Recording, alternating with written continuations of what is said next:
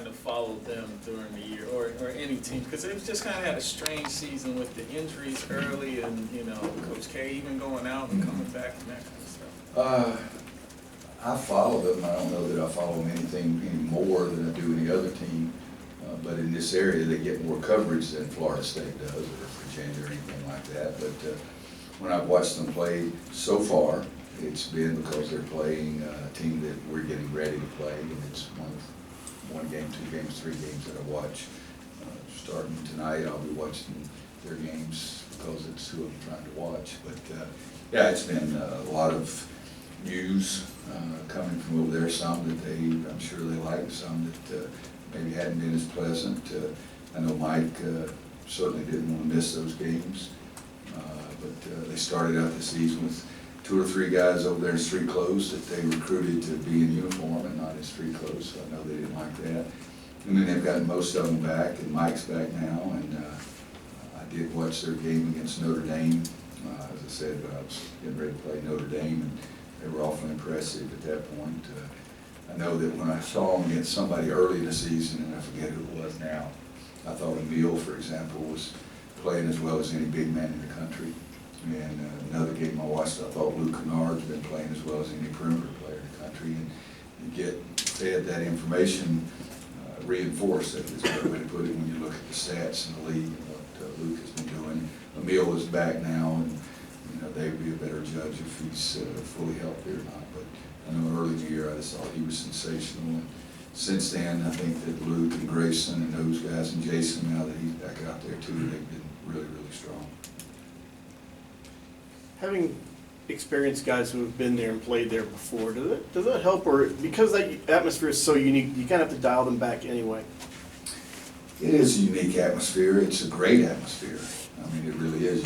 If you really just focus on the game and all the rest of the stuff, it's a fantastic atmosphere to be playing because it's always loud, and you hope it's not extremely loud because that means they're doing really well. But it's a great atmosphere.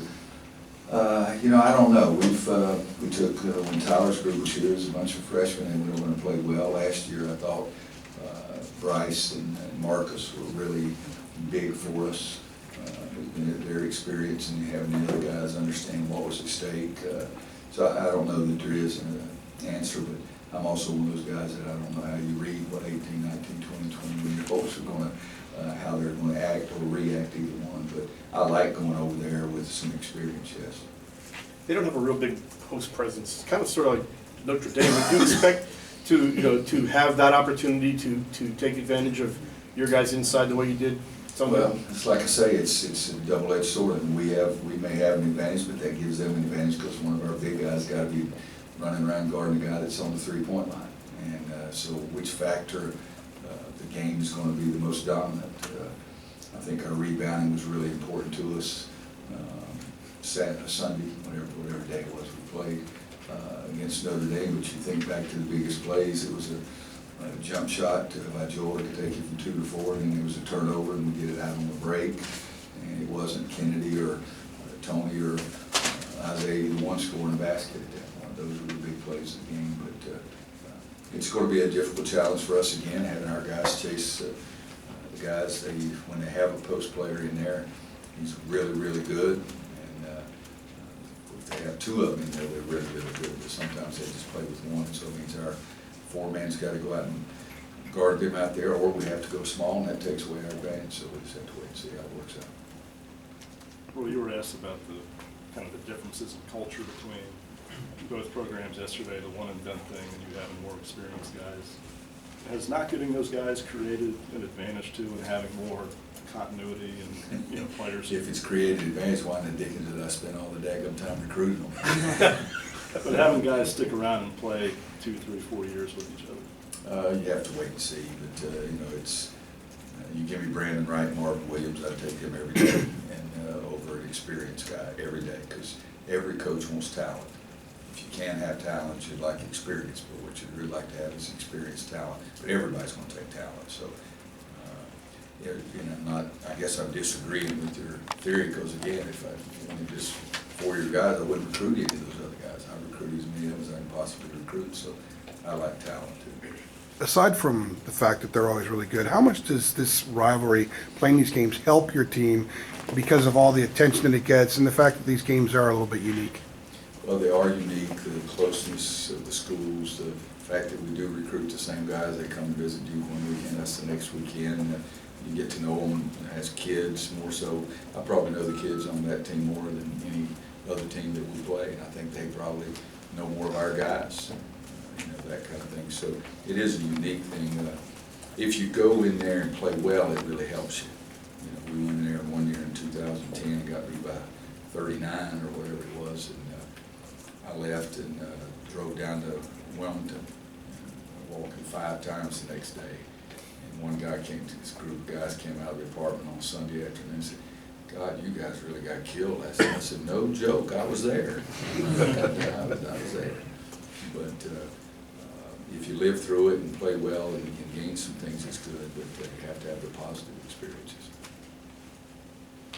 With the league having the Thursday, Saturday, or Saturday, Monday short turnaround games, what, if anything, do you take from those games preparation-wise that you look towards the tournament? Like, we're going to be in these situations later, so let's do X, Y, Z. I don't know. I've never been through a year, I don't think.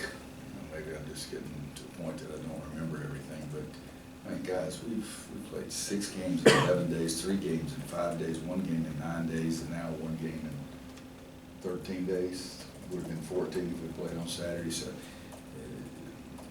it's very discouraging to me. I like routines. I like things that have a rhyme or reason by it other than just what television wants. And, so I haven't enjoyed it, the preparation as much, because you're always trying to, I don't know what to do sometimes. I mean, we played Sunday afternoon. We gave them yesterday off, and we're bringing them in here again today, and we practice tomorrow and play on Thursday, and then we have 1 game and 7 days later. So it's harder for me, but I'm one of those guys that I like routines. But does it get you ready for postseason play? I think the ACC schedule gets you ready for the ACC tournament, and then both of them get you ready for NCAA tournament. But as I said the other day, I think we have 3 times this year that we have a game, a day off, and a game. I don't know of anybody else in the league that has 3, but I think a lot of teams have 1 or 2. But that's really hard during the course of the season. And that's what you have to do in tournament play. So maybe it is something good about that. But it's been very unusual and very uncomfortable for me all year. Because you guys are attempting more threes, making more threes per game. Obviously, you like to put the ball inside first, but are you comfortable with the way you guys are approaching the three-point arc? I'd like for us to score more inside and outside both. I'd like to score every 120 or something. But, you have to, where's your strength? And I think that with Bryce, that was an unbelievable strength we had inside. And we don't have anybody scoring at Bryce's pace, shooting the percentage that Bryce does. And yet, Justin Jackson's shooting a much higher percentage than he shot last year. Joel Berry's doing the same thing. So I think you have to make decisions during the course of the preparation, what you're doing well, what you're doing poorly, try to improve the things you're doing poorly, and try to make what you're doing well be one of those dominating factors. It was a lot more fun for me. We had Tyler and Wayne and Ty and Danny, and because we could score inside, we were pretty good scoring outside as well. But I still think we need to go inside, and we need to be more effective with our inside game if we really want to reach some big-time dreams. Roy, last time I checked, the home court team was winning this year about 10% higher than they did a year ago. Is that what does that say? The league that stronger, or is it just always been hard to win on the road and this is just an anomaly? I think it's always been harder to win on the road, and you said the home team is still winning at 10% higher than that.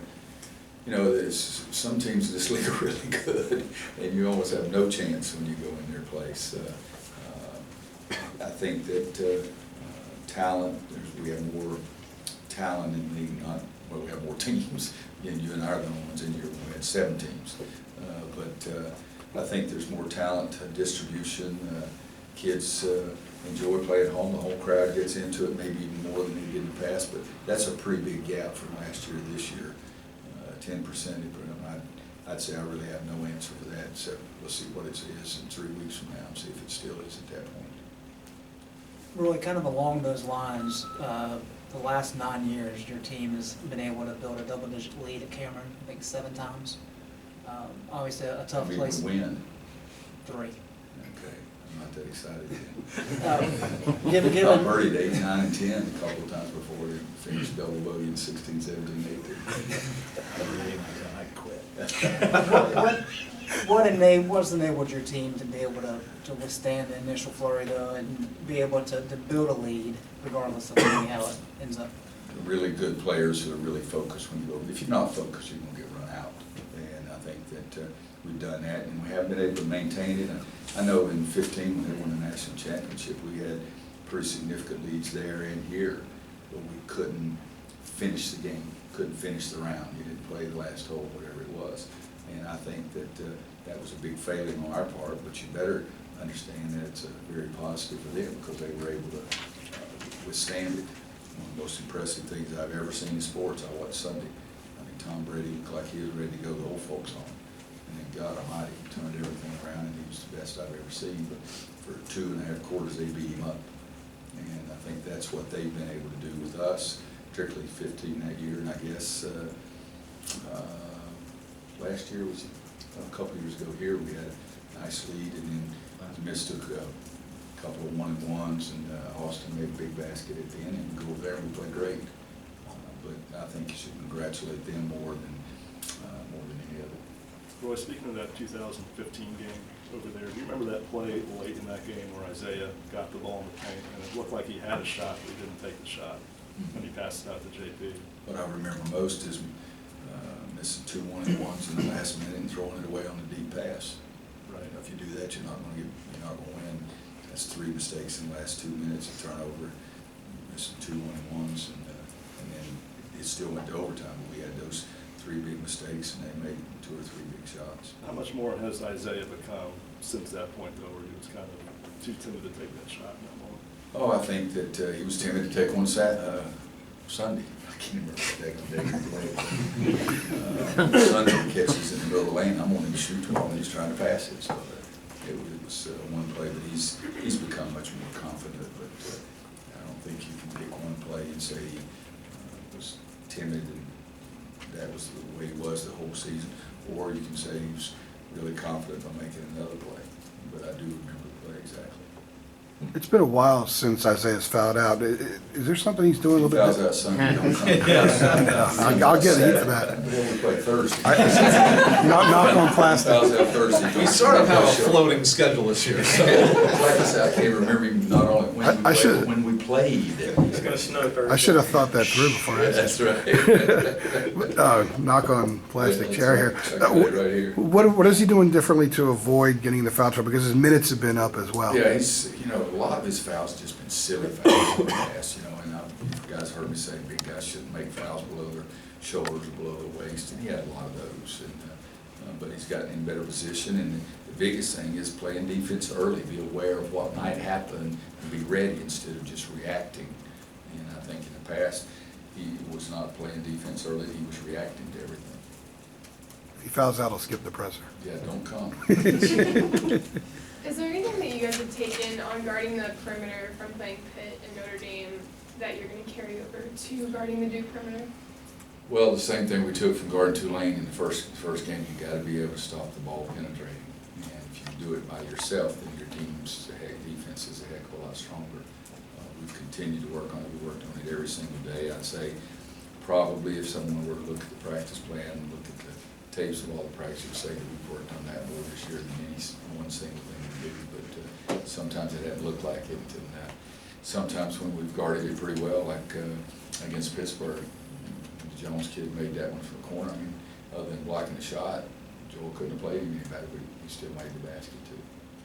Understanding that you said you really don't follow Duke any more than any other team when you can't. If you look at the win streak they have coming in to Thursday, how would you assess their recent play compared to the rest of this season based on what you've watched? Well, first of all, I have no idea how many games they've won in a row. I have no idea about that. I really don't. I mean, we've got 15 teams in our league, and if you focus, I hope that I never get to a point that one game is the biggest game on our schedule, because the last time I looked, we've won over there, and nobody's given us a trophy, and we've gotten our tails kicked over there, and nobody's stole my grandchildren. So it's how many games have they I won? think Wake, Notre Dame, and Pitt, is that right? 3. 3 in a row. That's neat in this league. If you win 3 in a row, that really helps you to move past some people. But I think getting guys back healthy, and I think Harry's been playing a little bit more in each and every one of those games. But the old saying, you know, you throw all that stuff out the window. We throw up Ballstone up Thursday night. I'm not going to be thinking about how many they've won, and they're not going to be thinking about how many we've won. We both try to prepare, and I've said this before. It's a fantastic, fantastic rivalry, and I'm very flattered to be part of it. But it's not the year. If you give me my choice of beating them or losing the next 2, or losing them and winning the next 2, I'm going to take winning. Does the fact that their rotation has really kind of been in flux all year make it a little bit more difficult to scout them, to be ready? But it probably does for us too. I mean, you know, Joel wasn't there, Tony wasn't there, Theo wasn't there, then he was there, and then where's Waldo? He disappeared again, you know, that kind of thing. But yeah, I don't think their lineup is really real settled right now. But that's me from looking at a distance. You know, and Mike would be the one, Mike and Jeff would be the ones to know if they're really settled on what they envisioned at the start of the season it being like. And I think that'd be hard, because there's no way they envision all those kids being hurt. Roy, not that I'm trying to push you and Coach K out or anything, but have you ever stopped to kind of, has it ever crossed your mind what the rivalry would look like when both you and he have retired and it's moving on forward? I'm sure I'll sleep a hell of a lot better the night before and the night after. I tell you, the first thing I think of, oh, we won. Oh, you lost. It's going to be Steve Kirshner coaching the Tar Heels. Well, I'm going to sleep a heck of a lot better. No, I haven't thought of that. You know, I enjoy Mike. I have total respect for Mike and what he's accomplished. I really do. And it's a very fierce rivalry on the court, a very fierce rivalry when we're recruiting against each other. But I found out a long time ago that he and I have very similar beliefs, had mentors that had very similar beliefs, and so it's not a me against him kind of thing. And it really never has been with me. I think fans get caught up in a lot of those different things, but he was a much better basketball player and has accomplished a lot more as a coach, so I just try to coach our team a little bit. Have you followed much about what's going on with Grayson Allen as far as the scrutiny of every single play now? Yeah, I that think it's been way blown out of proportion. I mean, I see him trying to get over a screen, and it's, you know, everybody in here tried. You put all your weight on one foot, what does your other leg do? It goes back. You know, and so I see all those things, but I think he's a wonderful kid who he himself and Mike himself has said has made some mistakes. He and Joel Berry played on the same summer league team, so I saw him play a lot. I think he was huge for them in 15 when they won the national championship. His play at the Final Four, like I said, he's done a couple of things that he wishes he could do over, and Mike has said he wishes he hadn't done. But I think the scrutiny of some of the plays that I've seen, I mean, when he went into the bench, I mean, I'm so old, I recruited Dennis, assistant at Florida State. Good God Almighty. Now, if it had been Dennis going in, Dennis might have tried to hit somebody. But I thought that was totally nothing, absolutely nothing. But that's my opinion. Everybody's got it. Is it difficult to block out what the camera crazies are saying, yelling and stuff? No. You ever pay attention to that? No, I look at the signs early because I like to see if anyone make me laugh. You know, but once the game starts, it's not a problem. Let me back up. It's not a problem to focus. It's a problem getting my team to hear what I'm saying because they're really loud. But no, you guys are all today. I can remember days when they were really vicious. Now they're very loud and very enthusiastic and sort of cute. You know, I can remember when they were throwing crap on the floor, and I mean almost crap. In terms of developing a team and the rhythm of the season, is it better to go to Cameron first, in your opinion, and then have them for senior day, or to go host that first game? I'd rather play them here every day and then not have to go over there. And it's a little bit of an advantage for them. But, you know, Probably the only thing I dislike about the schedule, but I wish we would have had a little more time between two games. But we're playing Duke twice and Virginia twice, you know, between my workouts. So it's pretty quick. Roy, Sunday, it was Sunday's game, Mike. Thank you. You made some pretty pointed comments about the state law. Should I tell Kip? Yeah. I gotta tell you guys this. Somebody comes down to the office and says there's a guy hanging around upstairs in a warm-up suit that's coming to the press conference that wants to ask about HB2, and they're wondering if he's really all there. That's you, big fella. They told me back there. I started saying, well, should we have some security or something over here? I was looking for signs. Steve told me outside, it was you. I apologize. I left my rear end. Oh, what's your question? Yeah, I made some very pointed remarks, but I've done that before. I mean, a lot of coaches have come out. I forget Mike's exact word was ridiculous, I think, but I'm not sure. But, you know, I'm not a lawmaker, but I know the impression that that law has given other people of our state. And that's the saddest thing in the world to me. And you guys to help me, does anybody else have a law like that? Then how can we think that we're smarter than people in 49 other states? You know, that just what bothers me, but I think it's discriminatory. I don't like it. I don't think we should have it. And from my job, dealing with student athletes and some things that are really unique about our state of hosting events and those kind of things, I think we're in a bad spot. I really do. And so I think it's harmful to us. It's just not right. And again, if there's 50 of us in here and I'm the only guy that thinks one thing, I'm not cocky enough to think I'm the only one right.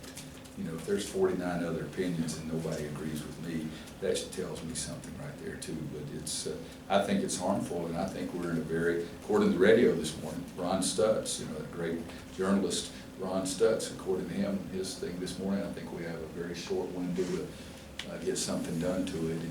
And then the other thing is I despise politics in a lot of ways, especially when you disagree with something because it says Republican or Democrat. I loved one of the senators, and I don't even know who he was, but said in the old days you used to be able to go across and work together for what was right. And I think we've moved ourselves now into something that, well, I'm on this side, I don't care whether it's right or wrong. Well, I'm on the other side, I don't care what you think. And that's the longest monologue you'll ever hear me about politics. But yes, I said it. Have you gotten questions about that from recruits and families out of state?